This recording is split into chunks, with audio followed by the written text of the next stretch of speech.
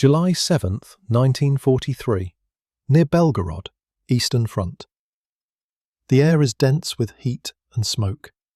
From the cockpit of his Messerschmitt Bf 109G6, Lieutenant Erich Hartmann watches the world drift below.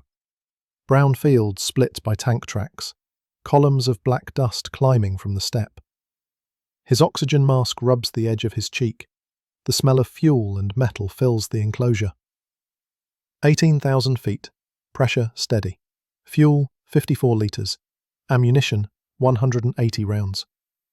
His voice comes through the intercom, flat and calm. Gelbe Eins, bereit. Radio noise flickers. Ground control confirms contact. Soviet aircraft, moving west, altitude 12,000. Hartmann adjusts his trim, banks left, sunlight flashing across his canopy. In the far distance, the glow of artillery stretches along the horizon like a heartbeat. Operation Citadel is in full motion. Hundreds of tanks push north and south around Kursk, thousands of men already dead before noon. Up here, the war is quiet enough to hear your own breathing. He spots them. 4 IL-2 Sturmoviks in formation, black crosses of smoke trailing from their rockets. He doesn't hesitate. Throttle forward. Engine DB605 screams at 2,600 RPM. The nose dips. The sky turns into a blur of speed and calculation. He aligns the sight, red dot steady at the lead aircraft's tail. 3 short bursts. Brass casings rattle off the floor and vanish into the wind. The first IL-2 jerks, flips, disintegrates. A second dives sharply, smoke streaming from its left wing. Hartmann breaks away before the explosion. He never watches them hit the ground. His voice again. Einsabschuss. Static, nothing more. He climbs back through thin clouds, adjusting for crosswind. Below him, the plane is a patchwork of motion. German armour advancing under waves of dust, Soviet batteries hidden behind wheat lines. The horizon burns in places. Somewhere a tank depot erupts, orange against the grey. Through the canopy glass, he sees hundreds of small dots, each one a plane, each one a calculation of seconds and distance. There are too many. The Luftwaffe flies with half the fuel, half the rest. Mechanics strip wrecks for usable parts. New pilots arrive with barely 20 hours in combat. Hartmann knows all this. He doesn't think about it. Thinking gets you killed. At 19:02 hours he lands. The Messerschmitt rolls over uneven ground, tyres kicking up soil. The airfield is only a clearing of grass and mud. Tents lined with oil drums, spare engines under canvas. A mechanic waves him in with a flare. Hartmann cuts the throttle, opens the canopy, climbs down. Sweat marks his collar. One of the crew counts holes in the right wing. 6. Noch ein Treffer, someone mutters. He nods without reply. The smell of burnt oil settles on everything. He signs the sortie log with a pencil stub. 1 IL-2, no remarks. He sits on an ammunition crate, lights a cigarette. Across the field, another plane lands with its landing gear gone. Sparks trail across the grass until it stops, in silence. The ground crew runs, fire extinguishers hissing. No one yells. The rhythm of war doesn't allow noise. July 8th, 1943. 0407 hours. Belgorod Airfield. The steppe is grey and silent before sunrise. Dew settles on the wings of 20 Messerschmitts lined in a row, their fuselages streaked with dust and oil. Mechanics move in silence, checking pressure gauges and tightening panels by hand. A distant rumble of artillery rolls across the horizon, growing into a low, continuous hum. Inside the command tent, maps lie pinned beneath pistols and ration tins. Kursk is a wound on paper, red and blue arrows intersecting like arteries.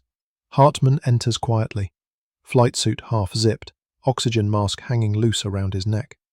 Major Gunther Rahl stands by the lamp, tracing a finger over the front line.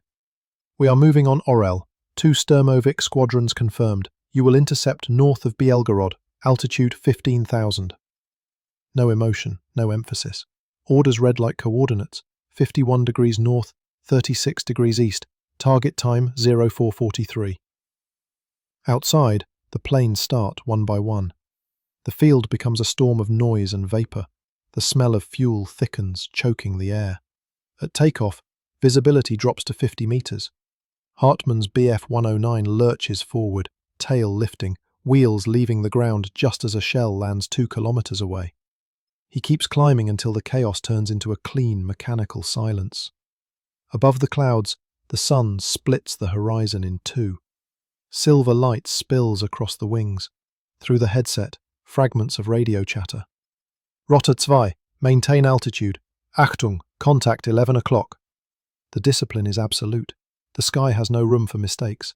From this height, the Eastern Front reveals itself not as a landscape, but a machine. 3 million soldiers, 5,000 tanks, 4,000 aircraft engaged. Columns move in predictable rhythm. The entire war reduced to logistics and endurance. For the Luftwaffe, it's a system running beyond capacity. Engine lifespans have fallen from 200 hours to 40. Fuel trains are targeted daily. Ground crews rebuild engines with salvaged bolts. Every kill costs fuel they no longer have. Hartmann watches as another swarm forms up beside him. 4 aircraft in perfect geometry, sunlight flashing off canopies. He checks his gauges, notes a minor oil leak, adjusts throttle by instinct. Every decision is procedural, not emotional. When the order comes, they dive together through a field of cloud. Below them, the Soviet columns move like an iron river, long black scars of armour winding through wheat. The first engagement comes fast. 8 Yak-7s rise from the east, already climbing into attack formation. The German flight breaks apart, each pilot choosing instinct over coordination. Hartmann rolls inverted, loses altitude, reappears behind one Yak at 500 metres. A short burst, the canopy shatters.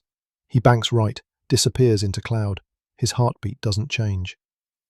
He repeats the process again at 0452, then 0503, then 0509. 4 kills before sunrise. He lands at 0610. The ground crew doesn't cheer. They count bullet holes, refill ammunition, check coolant.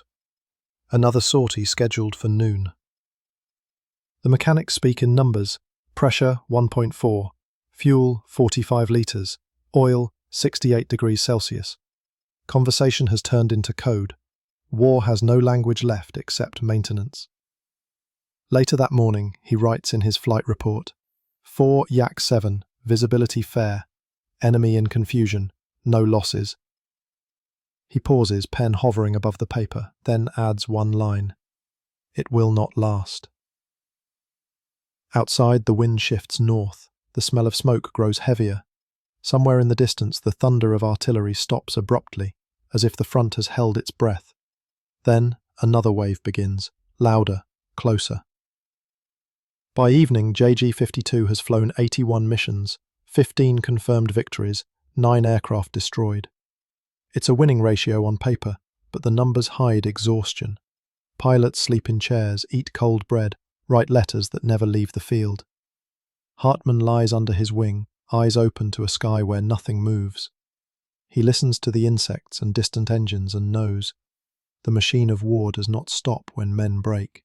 It keeps turning, and those who survive are just parts that still function. April 19th, 1922. Weissach, Württemberg. The boy who would one day outfly entire squadrons was born into precision. His father, a military doctor, measured life in milligrams and minutes. His mother, a glider pilot from the old school of German aviation, measured it in wind and lift. Erich Hartmann grew up between both structure and freedom, learning that control and instinct were not opposites, but tools. By 12, he could already assemble a glider from wooden ribs and linen. At 16, he flew his first solo under the supervision of his mother's students. When the glider touched down clean, the instructor noted one thing in his log: discipline beyond his age. In those days, the right still called it sport. By the time war came, it became doctrine. At 19, he entered Luftkriegsschule II in Berlin-Gatow. The corridors smelled of oil, chalk, and fear. Instructors taught mathematics of air combat, angular velocity, deflection angles, convergence range. They made them repeat the phrase until it became instinct. See first, fire first, kill first. Hartmann failed once, crashing his training aircraft into a field near Zerbst. His punishment was silence from his superior for 3 days. The lesson stayed longer than the scar. By 1942, he was assigned to Jagdgeschwader 52, the 52nd Fighter Wing, the most lethal Luftwaffe unit on the Eastern Front. Its roster read like a ledger of legends: Barkhorn, Ral, Novotny. Average age, 22. Average life expectancy in first combat, 3 weeks. When Hartmann arrived, he was soft-spoken, pale, and carried a notebook where he drew patterns of cloud formations and gun convergence lines. The others called him Booby, the kid. His first real mission ended in humiliation. He lost formation during dive attack, entered a cloud bank too steep, and crash-landed his Me-109 with a full tank. The ground crew found him unhurt, sitting beside the wreck, quietly disassembling the guns to study how they had jammed. No one scolded him. It wasn't necessary. Something changed after that. He began to analyze every sortie: altitude, sunlight, enemy heading, probable reaction time. He noticed Soviet pilots often looked back before banking, a reflex that exposed their wings for a second. 1 second was enough. He started training himself to predict it. Instructors dismissed it as superstition. He proved it wasn't. By early 1943, his discipline became a pattern: short bursts, immediate disengage, no pursuit. See, shoot, disappear. The doctrine of survival rewritten in seconds. On the ground, he was quiet, courteous, even detached. In the air, his precision bordered on mechanical. His flight reports grew shorter: 1 kill, 2, 3, each ending with the same word: Zurück, returned. He carried a single photograph in his flight jacket: Ursula, his fiancée from Weissach, smiling on a bicycle. He never spoke of her, but every time before takeoff, he touched the edge of the photo twice. Once for luck, once for memory. The crew noticed. They said nothing. By the summer of 1943, Hartmann's name appeared on every mission roster that required reliability over glory. He never volunteered, never refused. He flew when told, he landed when done. The rhythm of war had shaped him, a man built not by ideology or rage but by repetition. And in that rhythm he found something close to peace. August 1943. The front near Poltava is burning from horizon to horizon. Smoke crawls over the plains like fog, thick and metallic. Hartmann's Messerschmitt lifts through the haze at dawn, the world below vanishing in grey. He no longer counts missions, he counts hours of daylight left for flight. At 0721 he sees the pattern again, the one he built from hundreds of encounters. Soviet fighters always try to outturn. They bleed energy, expose their flanks, and die within seconds. It's not luck, it's arithmetic. Hartmann enters the dive, silent. No radio calls, no formation chatter. He presses the trigger for half a second, just enough to see flashes on the yak's wing route, then rolls away before debris touches his plane. He climbs, disappears into the clouds, waits 30 seconds, then dives again. By now the system is muscle memory. See, shoot, disengage. He never chases, he never wastes ammunition. Ground control calls it cowardice. Commanders call it irregular. He ignores both. The method works. In 3 weeks his kill count passes 50. By September over 100, each confirmed by film and witness. In the barracks, other pilots tease him. Booby's ghosts, they say. He only nods. His logbook is simple. Enemy sighted, altitude 15,000, engagement short, no damage, returned. He spends evenings cleaning his guns with the same precision as a surgeon. Always 3 rags, 1 for oil, 1 for soot, 1 for the last trace of powder. Mechanics say his weapons never jam. He replies once, quietly, "They can't, or I don't come back." The ground shifts daily. Soviet counteroffensives push west. Every mission starts from a new airfield, sometimes a dirt road, sometimes a frozen meadow. The same routine: fuel drums, toolboxes, a field radio powered by a generator that sputters at night.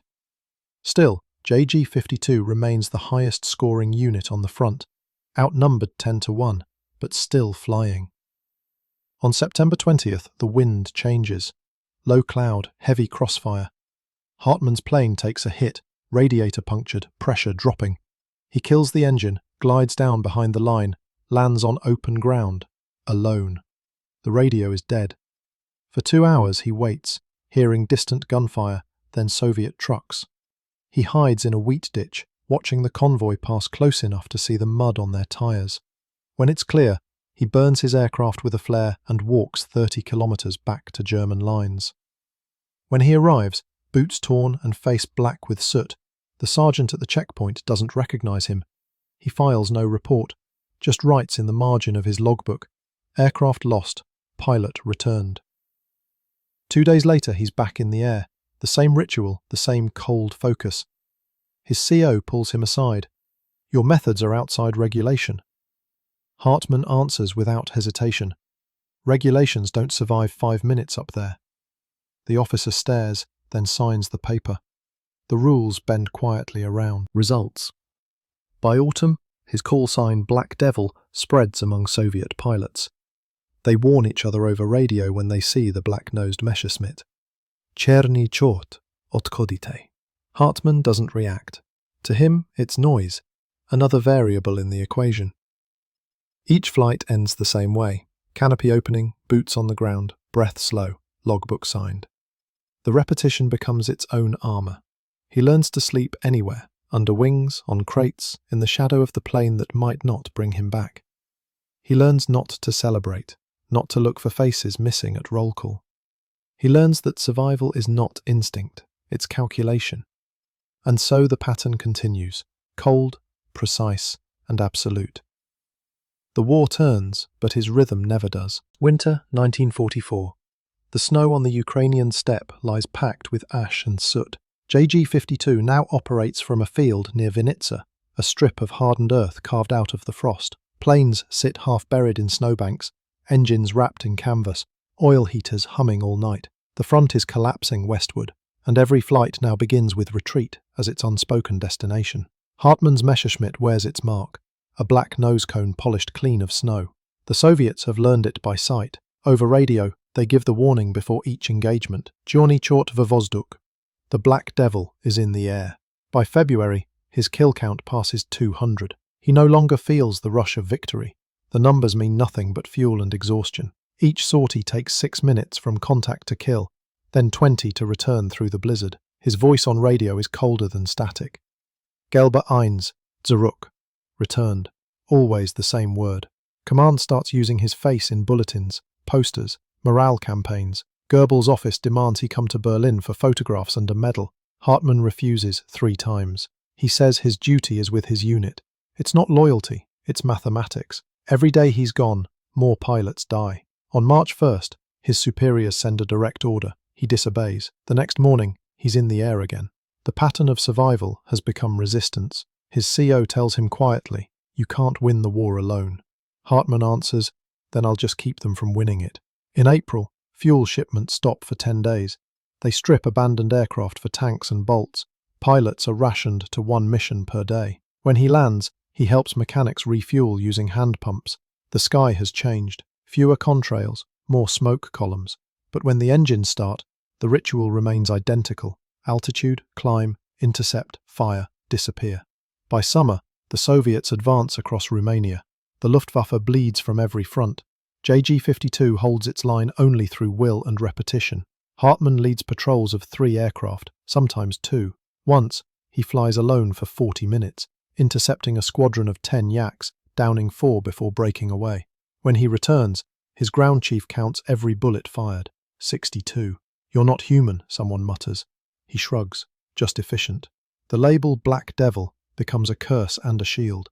Soviet pilots sometimes abort missions when they see his black-nosed Messerschmitt, but it doesn't change the tide. For every one he shoots down, 5 more take off. Every airfield they abandon feels smaller, more temporary. The war is turning into distance, measured not in victories, but in how far west they must run. In August, he stands at the edge of the field, watching a convoy burn on the road beyond. Snow turns to mud. Smoke rises from the forest. He hears distant engines and knows the sound. Yakovlevs, maybe LA-5s. He pulls on his gloves and walks to the aircraft. A mechanic tries to stop him. "You've flown 6 times today." Hartmann answers, "So has the enemy." He climbs into the cockpit. The canopy closes. The engine ignites with a roar that cuts through the wind. For a moment, the snow reflects his plane's shadow, the same black mark the enemy has come to fear. He takes off without a word, and the steppe swallows the sound behind him. May 8th, 1945. Brno, Czechoslovakia. The war is finished, but no one in JG-52 believes it yet. Their airfield is a strip of torn earth between burning hangars. The last Messerschmitts stand nose down in mud, fuel drained, ammunition sealed away. Orders come over the radio at 0500. Cease operations, destroy remaining aircraft. The voice is trembling. Hartmann listens, expression unchanged. For 3 years he has lived by the rhythm of takeoff and return. Now there will be neither. He walks between the planes, their wings blackened with exhaust. Mechanics stand beside them, waiting for his signal. He gives it with a nod. They light the engines one last time, throttle them to redline, and walk away as the heat warps the air. One after another, the machines burn until only their silhouettes remain, a line of black skeletons against the dawn. When the noise fades, Hartmann sits on an ammunition crate and writes the final entry in his logbook. 14,404 sorties, 825 engagements, 352 confirmed. He stops, adds 2 more words beneath. Kein Sieg, no victory. At noon, Soviet trucks arrive. The pilots line up, weapons surrendered, boots caked with oil. A Red Army officer checks their names from a list. Hartmann hands over his sidearm and looks back once, not at the men, but at the smouldering ground where the Luftwaffe used to stand. He's 23 years old. The convoy moves east. 10 years of captivity follow. Prison camps from Novocherkassk to the Ural line. Frost, hunger, silence. He survives by routine, waking, counting steps, fixing broken tools for rations. When questioned, he repeats one phrase in Russian until they stop asking. "I fought soldiers, not civilians." Exchange of prisoners. Hartmann returns to a divided Germany, thinner, quieter, carrying a small box of papers wrapped in cloth. Inside, his logbook, a photo of Ursula, and a badge worn flat from years in his pocket. He rejoins the new Bundesluftwaffe as an instructor, teaching cadets the same lesson he wrote years ago in his diary. See, shoot, go home. They call him Der Alte, the old one, though he's only in his 30s. He never speaks of his victories. When asked what he learned, he answers that survival is not glory. His students remember his last lecture word for word. A pilot's duty is not to kill, it is to come back with his men alive. Erich Hartmann retired in 1970. He died quietly in 1993, in a house overlooking the same hills where he first learned to glide. The sky that defined his life remained unchanged, wide, indifferent, and endless.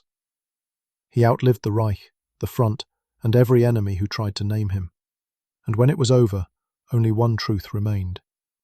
Courage is not measured by victory, but by how long a man keeps flying when there's nothing left to win.